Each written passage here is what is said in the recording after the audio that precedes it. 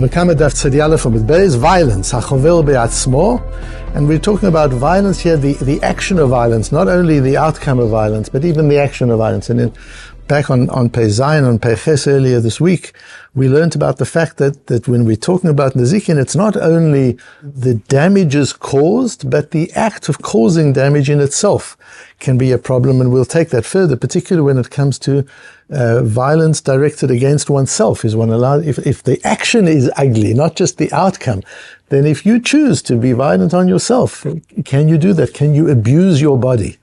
And if not, why not? The Rambam paskins, asur la'adam lachbol bein ba'atzmo bein b'chaviro. Rambam doesn't say you're not allowed to assault somebody else, nor yourself. He says, asur la'adam lachbol. The act of assault is asur. One isn't allowed to be violent. One isn't allowed to assail anybody. He doesn't say somebody. Asur la'adam lachbol. And then he says, bein ba'atzmo, bein b'chaviro. It doesn't matter whether you're assaulting yourself or somebody else. It's the action which is forbidden. Where do we get it from? It says the Rambam, we learn it based on the Gemara. We learn it from the fact that if Beis Din is executing corporal punishment, they've got to be very careful not to give one stripe more than the Torah requires. So it's supposed to be 40 malchut. There's supposed to be 40 stripes. We do 39 in case the person will go over, because if you go over one more and you give a person one more than he's guilty of, than he's deserving of getting, then that is an Isur Doraisa. It's a prohibition of the Torah. You see from there, says the Rambam, this is a criminal. This is somebody who's done something wrong. He's been over an Isur Doraisa. He's done something against the Torah. And the result of that is that we have to administer corporal punishment. And nevertheless, you have to be careful not to give him one more, because if you give him one more, you're assaulting him. If you hit somebody undeservedly, somebody who's righteous, who's done nothing wrong, that's certainly not allowed. That's where we learn the Isur. So all the Nezikin we learn from the Gemaras that we've been talking about. The fact that if you damage somebody, you have to pay them. Here the Rambam's talking about something else. There's an Isur bein Odom L'Mokum, between us and Hashem. There's an Isur bein Odom L'Mokum, not to be chovel. You're not allowed to, the act of chovel itself is an Isur Doraisa. The Rambam does not bring where he gets it from that you're not allowed to be chovel on yourself. The example he gives is from Beis Din administering malchus, but that's on somebody else. What about if you want to abuse your own body? Where do you see from that you can't abuse your own body? So that we get from our very Gemara. Man tana d'shamis le'domer ein adam rashai lechabel ba'atzmo. The Gemara goes into a whole discussion about Rabbi Akiva's view and others. Where is the origin of this halacha that one is not permitted to abuse one's own body? Where do we get that from? The Gemara goes through the whole Gemara is just so interesting and important, and then the Gemara comes to its conclusion. It wants to start off saying you're allowed to tear your clothes at a funeral when a close person has died. And that's not called midarka emori. We're not allowed to do it in situations where we're imitating the pagan rites of damaging ourselves or our clothing. I've heard that if a person does kriya, if a person tears their clothes too much, that's an isur. So you have to be careful when the Chevre Kedisha tears the person's clothes after a person they've lost a close one. They have to know how much to tear. You can't just tear and destroy your clothing. That's not the idea. That's Bal Tashchis. You're destroying your property. If you're not allowed to destroy your clothing, certainly you can't damage your body. Says the Gemara, maybe not. Clothing might be different. And there are two reasons the Gemara gives. The one is that clothing can't be repaired. A repaired item of clothing is not the same as one that's never been damaged. But human beings heal. And sometimes when you heal, you're even stronger than you were before you were injured in the first place. So maybe you can damage yourself, but you can't damage your clothing. And also the Gemara brings examples of where Rabbi Yochanan used to call Lamani Mechabduso. He used to call his clothing that honors me. We talked yesterday about image and how image is a tool of amplification, a tool of impact. We use image in order to have impact in the world. And clothing are one of the tools of image that we use to have impact. And Rabbi Yochanan used to call it Mechabduso. These are the things I use for my kovod. This gives me presence. And you can't damage something which you use for presence. And the Gemara pushes that aside, and eventually the Gemara comes to the view of Rabbi Elazar HaKapar, where Rabbi Elazar HaKapar learns it from Nazir.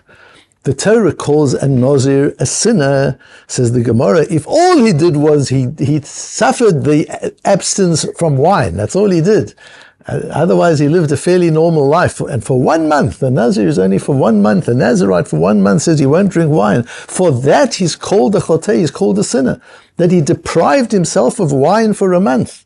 If just the discomfort, the self-imposed discomfort of Nazirut is called a chet. And Tosfos talks about the fact it's really, but Nazirut is a mitzvah after all. It's also a positive thing to do. And Tosfos says, yes, but there is chet in the positive. Even though there's a mitzvah to do it, there is sin in the doing it as well. It's a very interesting Tosfos where he talks about the polarity of right and wrong. And you've got situations as well where if a person has a bad dream on a Friday night, he fasts on Shabbos. You're not allowed to fast on Shabbos, so then you've got to be Meshiv Ta'anisa L'Ta'anisa, Ta'anis L'Ta'anisa. Then you've got to fast again for the sin you did of fasting on Shabbos. Even though fasting on Shabbos for a Ta'anit Chalom is a mitzvah. But in the mitzvah there's also an Avera. You've also abused Shabbos. So you fast, that's the mitzvah, and then you fast again to atone for the Avera, for the transgression. So you've got such an idea. The same with Nazirut. It's both a mitzvah and an Avera. In any event, says Rabbi Elazar HaKapar, that we see from there that if just for denying yourself wine, you're called a chotei, abusing your body in other ways, how much worse is that? All of this links up very interestingly to the din that we have in 2 places, in Parshas Kedoshim and in Parshas Re'eh. V'seret lanefesh lo titnu b'vsarchem, u'chtovet ka'aka lo titnu b'chem ani Hashem. You can't tear your skin, and you can't put tattoos on your skin. Says Rashi, because kein darkan shel Emorim. That's what the Emorim used to do. It was a pagan practice. We have it in Parshas Re'eh, Banim atem la'Hashem Elokechem lo titkodedu v'lo tasimu kocha b'einechem lamet. You should not mark the death of a relative by harming your body or shaving off all of your hair. That's something that you shouldn't do. Rashi here gives more of a reason for it and says, Lefi she'atem banav shel makom, you the children of the Ribono Shel Olam. We learned in the last couple of days, we learned yesterday how Rabbi Akiva talks about we're all children of Avram, Yitzchak and Yaakov. Not only are we children of Avram, Yitzchak and Yaakov, we're children of Hashem Yitbarach. We're God's children. V'atem ru'uyim lihiyot na'im v'lo gedudim u'mekurachim. You should look good. Amazing Rashi. You have an obligation as a Jewish person to be well presented, to be well groomed, to look good. It's back to that image. You can't function in the world and project your moral authority in the world and project your influence in the world. If you look ugly, if you've destroyed your appearance, if a person's not born beautiful, he makes the best of his body, and everybody can do a lot to improve their appearance. But there's an importance to the appearance. V'atem ru'uyim lihiyot na'im. You should look beautiful. That it's important that you appear, that you present yourself in a way that is effective, and that's why we can't do like the Emorim, because the Emorim don't consider themselves the children of God. So who cares? They can put tattoos on themselves, and they can dress any way they want or undress any way they want. They can behave any way they want. They don't have that sense that they're part of the royal family. But we are part of the royal family. We're part of Hashem's family, and that imposes certain obligations on the way we present ourselves. Says the Tur in Yoredea Kufpei, Hamesaret al tsar acher shebalo patur. This is talking about tearing your skin because of a dead person. That's what the Emorim do, and it's a pagan practice. But what about if you're just upset for some other reason? Your business has gone bankrupt, and you take a razor and you tear your skin because of that. What about that? Says the Tur patur. Says the Beis Yosef, and this that the Tur says patur, that means patur, but isur nami mashma deleka b'milta. But it's not that patur, but you're not allowed to do it. Patur means you're free. You won't be punished. That implies you won't be punished, but still you're not supposed to do it. No, says the Beis Yosef. When the Tur says patur, he means there's nothing wrong with it. If you've had a bad day at business and you come back and you tear your skin as a result of that, it might not be the smartest thing to do, but it's not an issue, says the Beis Yosef. Ramo and the Shulchan Aruch paskins that way. V'al tsar acher shari, but on another tsar, you're allowed to do it. It's only for a dead person that you're not allowed to damage your skin in that way, your body in that way. Says the Vilna Gaon, but look at the shach. Says the Vilna Gaon, just on that Ramo, he says, but look at the shach. What does the shach say? The shach says, look at the bach. The Isura Miya'ika, the Bach disagrees with the Beis Yosef. The Bach disagrees with the author of the Shulchan Aruch and with the Ramo himself. The Bach, although he was later, says, Afilu atzar acher, even on some other thing, you're not allowed to damage yourself, you're not allowed to mutilate yourself for any reason whatever, not only for a dead person. And there I bring the next source, the Bach in Yoreh, where he says that absolutely. Alma di Isura Ika de lo ke Beis Yosef, the cost of the Isura Namilek. It says the Bach, I disagree with the Beis Yosef. It's not like the Beis Yosef, it's not like the Ramo. You're not allowed to do it under any circumstances. Says the Sefer HaChinuch. Sefer HaChinuch is this wonderful sefer on the mitzvahs of the Torah, giving the details of the mitzvah and the reason for every mitzvah. And we're not sure who wrote it, but we know that it was one of the Rishonim, as you'll see. One of the important Rishonim, probably the Ra'o. Aval hamitgoded belo ta'ana, a person who just scratches himself for no reason, or mitoch kas, or because he's angry, his house collapsed, or his ship sank, afapishu davar nim'as beyoter umechuar, even though that's a terribly ugly thing to be doing. Va'asur, and you're not allowed to do it. Ein chiyuv halav al zeh. This is not the love. You don't get malchus for that. There's no punishment for it. There's no punishment of Beis Din for it. So clearly the chinuch is paskening as the Bach does. And although nobody references him, the Bach doesn't reference him, the Vilna Gaon doesn't reference him, the Shulchan Aruch doesn't reference him, but the Sefer HaChinuch is clearly holding that even for reasons other than a death, you're not allowed to mutilate your own body. And the Sefer HaChinuch writes, what an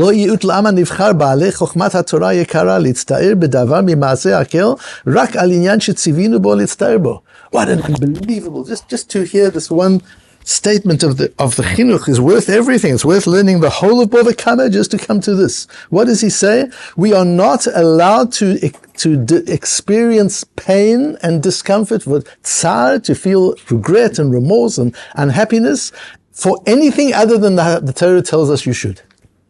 Can't do that. Why not? Because at the end of the day, it's Hashem that's caused this. Hashem's done something. What are you getting upset about? You need a heter to be upset. You need a heter to feel stressed by it. Some terrible thing happens in the world as we're having at the moment and we feel terrible. You need a heter. There are halachas as to what you're allowed to feel and what you're not allowed to feel. Because to get angry and to get upset to the point where you're willing to mutilate yourself because God took something away from you, that's kfiro, that's a denial of God. So we have to be very careful about the emotions we use to express our response to hardship.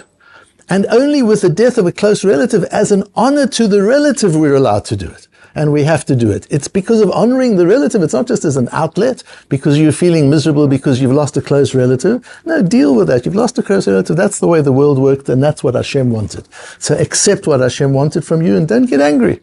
The only reason we do kriya, the reason we do these things for a dead person is as honor for the dead person. The Minchas Chinuch goes through this whole piece and brings the Shulchan Aruch and he brings the Ramo and he brings the Bach and he says it's surprising that nobody brings the Sefer HaChinuch, and therefore he holds like the Sefer HaChinuch, as the Bach says, Al davar me'olam hazeh yesh isur aval ala Torah shari. In understanding the Rishonim on this, he says what emerges is Rabbi Akiva, for example, when he lost Rabbi Eliezer, he beat himself up. And there's a discussion in Tosfos and in the Rosh, how could he do that with all these Isurim that we've got? And the Sefer HaChinuch comes to the conclusion, for a spiritual loss, you can hurt yourself. If you've forgotten a piece of Gemara, you don't remember what we learnt in the Matmonim 3 days ago, you want to mutilate yourself for that, go ahead and do it. That's worthy of mutilation. But to mutilate yourself because your business went bankrupt, that's what the Rebbeinu Shem wanted. The Rebbeinu Shem didn't want you to forget the Matmonim. That's your own stuff. So I understand you get angry. But because your business went bankrupt, accept it. That's what Hashem wanted. Because you lost a close relative, that's what Hashem wanted. You accept that. So ala Torah, you're allowed to mutilate yourself. You're allowed to be violent upon yourself for a spiritual loss, but not for a physical loss. The Chacham Tzvi adds the beautiful thing. The Chacham Tzvi brings, Chacham Tzvi in 17th century posek, that this din that you're not allowed to hurt yourself for reasons other than for a dead body, we're still not allowed to do that. He says that the source for it is this is the source. Nobody else brings the source. People struggle. What is the source for that? And that's why the Beis Yosef says that for a dead person to mutilate yourself for a loss of a relative, we know that's an issur in the Torah.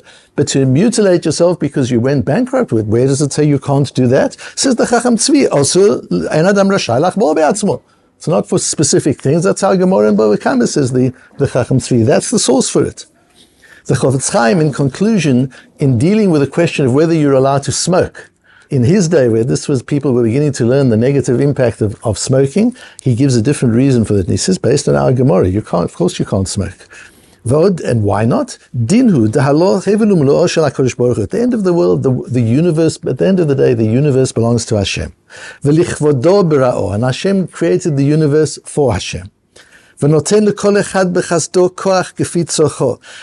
gave everybody the talent that he needed and the energy and the power that he needed to fulfill the Hashem's will in the world.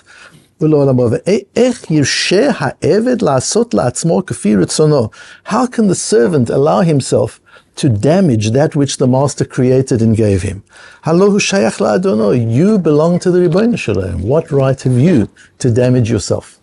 And that's the whole issue with tattooing, and that's the whole issue with any form of self-mutilation, any form of violence against oneself. Apart from the way we started, where the Rambam says there's an Isur and Chovel, an act of violence, even raising your fist against another person, is an ugly act. It's something we don't do irrespective of outcome. And therefore, even being violent against oneself is also, says the Rambam. There's no question about that. And the source of it is in our Gemara. But the Chofetz Chaim goes further and says, apart from the halachic reasons for that, there's a moral reason for it. And at the end of the day, your body is a tool that Hashem gave you to be able to live your life and serve Hashem and make a difference in the world. To take the tools, if the employee takes the tools you give him, you give your employee a car and he smashes it up. He says, it's not yours. I gave it to you for a purpose. You give your employee an instrument to use and he messes it up. I've given it to you for a purpose, to do your job. So we've been given our bodies to do our jobs, to do what we need to do in the world. We have to look after our bodies. We have to keep our bodies in good shape. We have to dress and present ourselves in ways that are impactful. And we certainly aren't permitted in any way to degrade ourselves or to abuse ourselves and in any way to damage the kochos which Hashem has given us.